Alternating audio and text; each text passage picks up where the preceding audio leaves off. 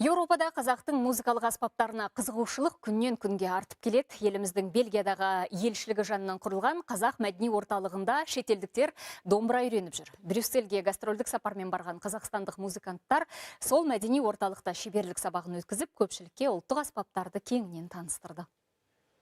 Қазақта музыкалық аспаптың 120-дан астам түрі бар дейді жошы этно-фольклорлық ансамблінің музыканттар. Өнерпаздар сол аспаптың тең жартысында ойнап қана қоймай, оны қолдан жасап жүр. Соның бірі мына керней. Ертеректе соғыста ұлықтау рәсімдерінде қолданылған көне жәдігердің дауысы 4 шақырымға жетеді екен.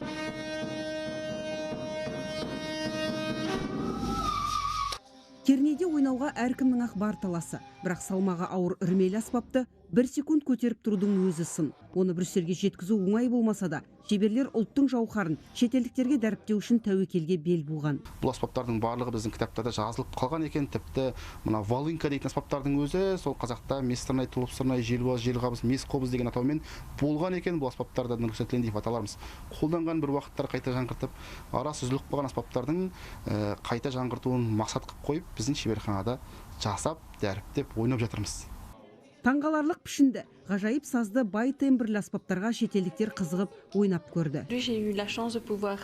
Қылқобызда ойнап көреді, көптен бері армандап жүредім. Бүгін сол арманым орындалды. Бұл аспаппен Димаш Құдайбергеннің арқасында таныстым. Мұның үні ешқандай аспапқа ұқсамайтын ғажап үн.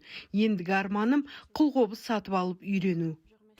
Астаналық өнерпаздар 30 секундта саздан қаздың жұмыртқасындай аспап жасап көпшілікті тамсантты. Шеберлік сабағын мұқият тыңдап, сұрақтарға дұрыс жауап бергендерге састырнай сыйға тартты. Жалпы кездесуде қазақтардың өзі керней, дауылпаз, желбуаз, доңыз қауақты бірінші рет көріп, таңданыстарын жасырмады.